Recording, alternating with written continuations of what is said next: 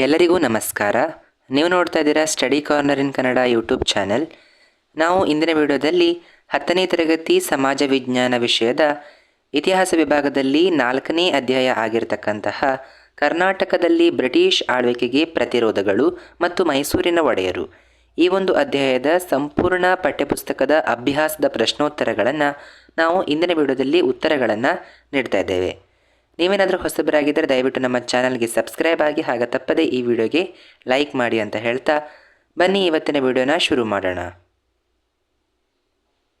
ನೋಡಿ, ಮೊದಲನೇದಾಗಿ ಅಭ್ಯಾಸದ ಪ್ರಶ್ನೆಗಳು.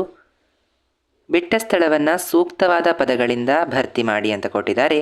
ಅದರಲ್ಲಿ ಮೊದಲನೇ ಪ್ರಶ್ನೆ, ಮೊದಲನೆಯ ಆಂಗ್ಲೋ ಮೈಸೂರು ಯುದ್ಧ ಡ್ಯಾಶ್ರಿಂದ ಡ್ಯಾಶ್ ನಡುವೆ ನಡೆಯಿತು. ಯಾವಾಗ? 1767ರಿಂದ 1769 ನಡುವೆ. ಎರಡನೇ ಪ್ರಶ್ನೆ, ಎರಡನೇ ಆಂಗ್ಲೋ ಮೈಸೂರು ಯುದ್ಧವು ಡ್ಯಾಶ್ ಒಪ್ಪಂದದೊಂದಿಗೆ ಕೊನೆಯಾಯಿತು. ಯಾವ ಒಪ್ಪಂದ? ಮಂಗಳೂರು ಒಪ್ಪಂದ.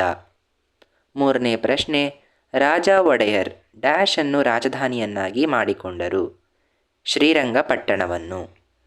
ನಾಲ್ಕನೇ ಪ್ರಶ್ನೆ, ಕಿತ್ತೂರು ಚೆನ್ನಮ್ಮ ಡ್ಯಾಶ್ ಎಂಬ ಹುಡುಗನನ್ನು ದತ್ತು ಪಡೆದಿದ್ದಳು. ಯಾರು? ಶಿವಲಿಂಗಪ್ಪ. ಐದನೇ ಪ್ರಶ್ನೆ, ಕಿತ್ತೂರು ಚೆನ್ನಮ್ಮನ ಸಂಸ್ಥಾನದ ರಾಯಣ್ಣನ ಊರು ಡ್ಯಾಶ್ ಸಂಗೊಳ್ಳಿ.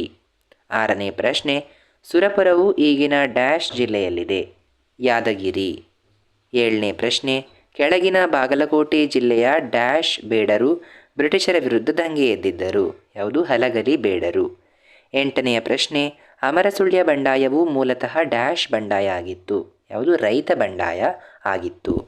ಇದಿಷ್ಟು ಬಿಟ್ಟ ಸ್ಥಳದ ಪ್ರಶ್ನೆಗಳಾಗಿತ್ತು. ಈಗ ಮುಂದೆ ಕೆಳಗಿನ ಪ್ರಶ್ನೆಗಳಿಗೆ ಉತ್ತರಿಸಿ ಅಂತ ಇದೆ. ಅದರಲ್ಲಿ ಮೊದಲನೆಯ ಪ್ರಶ್ನೆ, ಚಿಕ್ಕದೇವರಾಜ ಒಡೆಯರವರ ಸಾಧನೆಗಳಾವುವು? ಇದಕ್ಕೆ ಉತ್ತರ, ಇವರು ಶಿವಾಜಿಯ ಸೈನ್ಯವನ್ನು ಹಿಮ್ಮೆಟ್ಟಿಸಿದರು. ಮಾಗಡಿ, ಮಧುಗಿರಿ, ಕೊರಟಗೆರೆಗಳಲ್ಲಿ ಅವುಗಳನ್ನು ವಶಪಡಿಸಿಕೊಂಡರು. ಬೆಂಗಳೂರನ್ನು ಮೊಘಲರ ಸೇನಾನಿಯಿಂದ ಕೊಂಡುಕೊಂಡರು. ಆಡಳಿತದಲ್ಲಿ ನೆರವು ನೀಡಲು ಅಠಾರ ಕಚೇರಿಯನ್ನು ಸ್ಥಾಪಿಸಿದರು.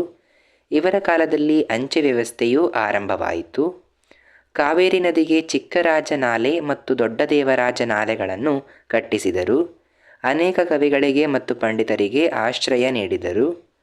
ಕರ್ನಾಟಕ ಚಕ್ರವರ್ತಿ, ಅಪ್ರತಿಮ ವೀರ, ತೆಂಕಣರಾಜ, ನವಕೋಟಿ ನಾರಾಯಣ ಎಂಬಂತಹ ಬಿರುದುಗಳಿದ್ದವು ಅಂತೆಲ್ಲ ಬರೀಬೇಕಿತ್ತು. ಇದು ತುಂಬ ಇಂಪಾರ್ಟೆಂಟ್ ಪ್ರಶ್ನೆ. ಚಿಕ್ಕದೇವರಾಜ ಒಡೆಯರವರ ಸಾಧನೆಗಳು ಯಾವುವು ಅಂತ. ಮುಂದೆ ಈಗ ಎರಡನೇ ಪ್ರಶ್ನೆಯನ್ನು ನೋಡೋಣ. ಹೈದರಾಲಿಯು ಹೇಗೆ ಅಧಿಕಾರಕ್ಕೆ ಬಂದನು ಅಂತ ಕೂಡ ಈ ಪ್ರಶ್ನೆಯನ್ನು ಕೇಳ್ಬೋದು. ಅಥವಾ ಹೈದರಾಲಿಯು ಸಿಂಹಾಸನಕ್ಕೆ ಬರುವಾಗ ಮೈಸೂರಿನ ಪರಿಸ್ಥಿತಿಯನ್ನು ವಿವರಿಸಿ ಅಂತ ಕೂಡ ಕೇಳಬಹುದು. ಎರಡು ಕೂಡ ಒಂದೇ. ಇದಕ್ಕೆ ಉತ್ತರ ಏನು ಬರೀಬೇಕು ಅಂದರೆ, ಚಿಕ್ಕದೇವರಾಜ ಒಡೆಯರ ಮರಣದಿಂದ ಮೈಸೂರು ಆಡಳಿತ ಯಂತ್ರ ಕುಸಿಯಿತು. ಈ ಅತಂತ್ರ ಸ್ಥಿತಿಯಲ್ಲಿ ಹೈದರಾಲಿ ರಾಜಕೀಯ ಪ್ರಾಮುಖ್ಯತೆ ಗಳಿಸಿದನು. ಸೈನಿಕ ಕಾರ್ಯಾಚರಣೆಗಳಿಂದ ದಳವಾಯಿಗಳ ಬಲ ಕುಂದಿಸಿದನು. ಎರಡನೇ ಕೃಷ್ಣರಾಜ ಒಡೆಯರನ್ನು ಗೃಹಬಂಧನದಲ್ಲಿರಿಸಿ ತಾನೇ ಅಧಿಕಾರವನ್ನು ತೆಗೆದುಕೊಂಡನು ಅಂತ ಬರೀಬೇಕು. ಮುಂದೆ ಈಗ ಮೂರನೇ ಪ್ರಶ್ನೆ, ಎರಡನೇ ಆಂಗ್ಲೋ ಮೈಸೂರು ಯುದ್ಧದ ಪರಿಣಾಮಗಳಾವುವು? ಇದಕ್ಕೆ ಉತ್ತರ, ಟಿಪ್ಪು ಮಂಗಳೂರಿನತ್ತ ಮುನ್ನಡೆದು ಬ್ರಿಟಿಷ್ ಸೈನ್ಯವನ್ನು ಸೋಲಿಸಿದನು. ಮಂಗಳೂರು ಒಪ್ಪಂದದೊಂದಿಗೆ ಈ ಯುದ್ಧ ಕೊನೆಯಾಯಿತು. ಗೆದ್ದ ಪ್ರದೇಶಗಳನ್ನು ಹಾಗೂ ಯುದ್ಧ ಖೈದಿಗಳನ್ನು ಪರಸ್ಪರ ಹಿಂದಿರುಗಿಸಲಾಯಿತು. ಮುಂದೆ ನಾಲ್ಕನೆಯ ಪ್ರಶ್ನೆ, ಶ್ರೀರಂಗಪಟ್ಟಣ ಒಪ್ಪಂದದ ಷರತ್ತುಗಳು ಯಾವುವು? ಇದಕ್ಕೆ ಉತ್ತರ, ಟಿಪ್ಪು ಅರ್ಧ ರಾಜ್ಯವನ್ನು ಬ್ರಿಟಿಷರಿಗೆ ಬಿಟ್ಟು ಕೊಡುವುದು. 3 ಕೋಟಿ ರೂಪಾಯಿಗಳನ್ನು ಯುದ್ಧ ನಷ್ಟ ಪರಿಹಾರವಾಗಿ ಬ್ರಿಟಿಷರಿಗೆ ನೀಡುವುದು. ಟಿಪ್ಪು ತನ್ನ 2 ಮಕ್ಕಳನ್ನು ಬ್ರಿಟಿಷರಿಗೆ ಒತ್ತೆಯಾಳಾಗಿ ಇಡುವುದು. ಯುದ್ಧದಲ್ಲಿ ಸೆರೆ ಹಿಡಿದಿದ್ದಂತಹ ಸೈನಿಕರನ್ನು ಬಿಡುಗಡೆಗೊಳಿಸುವುದು. ಇದೇನಾಗಿತ್ತು? ಶ್ರೀರಂಗಪಟ್ಟಣ ಒಪ್ಪಂದದ ಷರತ್ತುಗಳಾಗಿತ್ತು. ಇದು 4ನೇ ಪ್ರಶ್ನೆಗೆ ಉತ್ತರಗಳು. ಮುಂದಿನ ಪ್ರಶ್ನೆ 5ನೇದು, ನಾಲ್ವಡಿ ಕೃಷ್ಣರಾಜ ಒಡೆಯರ್ ಕಾಲದ ಸಾಧನೆಗಳನ್ನು ತಿಳಿಸಿರಿ ಅಂತ ಕೊಟ್ಟಿದ್ದಾರೆ. ಇದಕ್ಕೆ ಉತ್ತರ, ಮೈಸೂರು ವಿಶ್ವವಿದ್ಯಾನಿಲಯವನ್ನು ಆರಂಭಿಸಿದರು. ಭಾರತೀಯ ವಿಜ್ಞಾನ ಸಂಸ್ಥೆಯನ್ನು ಸ್ಥಾಪಿಸಿದರು. ಕಾವೇರಿ ನದಿಗೆ ಬೆಳಗುಳದ ಬಳಿ ಅಡ್ಡಲಾಗಿ ಕಟ್ಟಿಸಿದರು ಅಣೆಕಟ್ಟನ್ನು. ಹೊಸ ರೈಲು ಮಾರ್ಗವನ್ನು ನಿರ್ಮಿಸಿದರು. ಅನೇಕ ಸಣ್ಣ ಮತ್ತು ದೊಡ್ಡ ಪ್ರಮಾಣದ ಕೈಗಾರಿಕೆಗಳನ್ನು ಸ್ಥಾಪಿಸಿದರು. ನ್ಯಾಯ ವಿಧಾಯಕ ಸಭೆಯನ್ನು ರಚಿಸಿದರು. ಸಂಗೀತ ವಿದ್ವಾಂಸರುಗಳಿಗೆ ಪ್ರೋತ್ಸಾಹವನ್ನು ನೀಡಿದರು. ತಮ್ಮ ಆಡಳಿತದಲ್ಲಿ ಮೈಸೂರನ್ನು ಮಾದರಿ ರಾಜ್ಯವನ್ನಾಗಿ ಮಾಡಿದರು ಅಂತ ಬರೀಬೇಕಿತ್ತು. ಇದು ನಾಲ್ವಡಿ ಕೃಷ್ಣರಾಜ ಒಡೆಯರ್ರವರ ಸಾಧನೆಗಳಾಗಿದೆ. ಇದು ಕೂಡ ತುಂಬ ಇಂಪಾರ್ಟೆಂಟ್ ಪ್ರಶ್ನೆ. ನೆಕ್ಸ್ಟ್ 6ನೆಯ ಪ್ರಶ್ನೆ, 4ನೆಯ ಆಂಗ್ಲೋ ಮೈಸೂರು ಯುದ್ಧವು ಬ್ರಿಟಿಷರನ್ನು ಮೈಸೂರು ಪ್ರಾಂತ್ಯದಲ್ಲಿ ಭದ್ರಗೊಳಿಸಿತು, ವಿಮರ್ಶಿಸಿ. ಇದಕ್ಕೆ ಉತ್ತರ, ಈ ಯುದ್ಧವು 1799ರಲ್ಲಿ ಆರಂಭವಾಯಿತು. ಈ ಯುದ್ಧದಲ್ಲಿ ಟಿಪ್ಪುವು ಮರಣ ಹೊಂದಿದನು. ಟಿಪ್ಪುವಿನ ರಾಜ್ಯವನ್ನು ಬ್ರಿಟಿಷರು, ಮರಾಠರು, ನಿಜಾಮರು ಹಂಚಿಕೊಂಡರು. ಒಂದು ಸಣ್ಣ ಪ್ರದೇಶವನ್ನು ಒಡೆಯರ್ ರಾಜವಂಶಕ್ಕೆ ನೀಡಿದರು. ಈ ಮೂಲಕ ಬ್ರಿಟಿಷರು ತಮ್ಮ ಪ್ರಮುಖ ಶತ್ರುವನ್ನು ಮಟ್ಟ ಹಾಕಿದರು. ಹೀಗೆ ಈ ಯುದ್ಧವು ಬ್ರಿಟಿಷರನ್ನು ಮೈಸೂರು ಪ್ರಾಂತ್ಯದಲ್ಲಿ ಭದ್ರಗೊಳಿಸಿತು ಅಂತ ಬರಿಬೇಕಿತ್ತು. ಇದು 6ನೇ ಪ್ರಶ್ನೆಗೆ ಉತ್ತರ. ಮುಂದಿನ ಪ್ರಶ್ನೆ 7ನೇದು, ಧೋಂಡಿಯಾವಾಗ್ ಬ್ರಿಟಿಷರ ವಿರುದ್ಧ ಹೋರಾಡಿದ ಕ್ರಮವನ್ನು ವಿಶ್ಲೇಷಿಸಿ.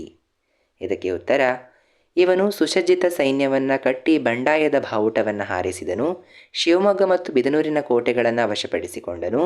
ಇದರಿಂದ ವೆಲ್ಲೆಸ್ಲಿಯು ಇವನ ಬಂಡಾಯವನ್ನು ಹತ್ತಿಕ್ಕಲು ಆರಂಭಿಸಿದನು. ವಾಗನು ನೆಲೆ ಕಳೆದುಕೊಂಡರೂ ಕೂಡ ಧೃತಿಗೆಡಲಿಲ್ಲ. ಅನೇಕ ಅತೃಪ್ತ ಪಾಳೆಗಾರರು ವಾಗನನ್ನು ಪ್ರೋತ್ಸಾಹಿಸಿದರು. ಮಾಹೆಯ ಫ್ರೆಂಚರು ಅವನಿಗೆ ಸಹಾಯ ನೀಡಿದರು.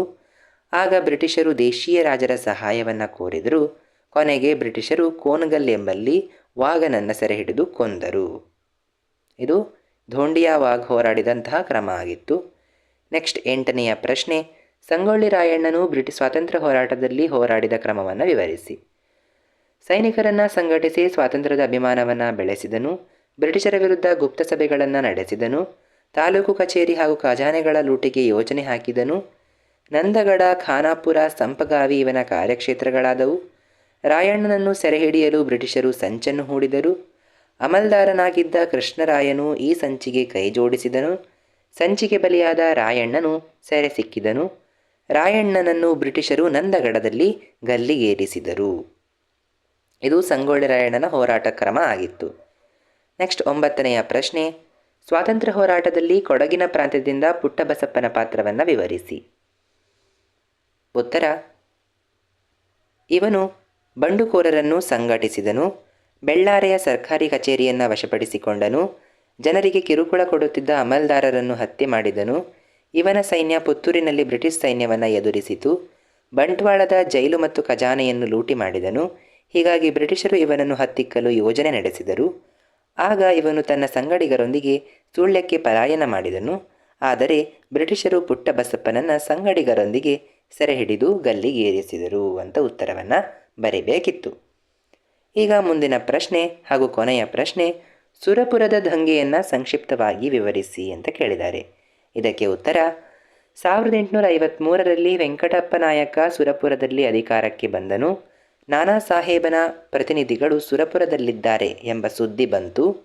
ಇದರಿಂದ ಬ್ರಿಟಿಷರು ವೆಂಕಟಪ್ಪ ನಾಯಕನನ್ನು ಸಂಶಯದಿಂದ ಕಂಡರು. ಈ ಬಗ್ಗೆ ವರದಿ ನೀಡಲು ಬ್ರಿಟಿಷರು ಕ್ಯಾಂಬೆಲ್ ಎಂಬ ಅಧಿಕಾರಿಯನ್ನು ನೇಮಿಸಿದರು. ಅವನು ರಾಜನು ದುರ್ವ್ಯವಹಾರದಲ್ಲಿ ತೊಡಗಿದ್ದಾನೆಂದು ಸರ್ಕಾರಕ್ಕೆ ವರದಿ ನೀಡಿದನು.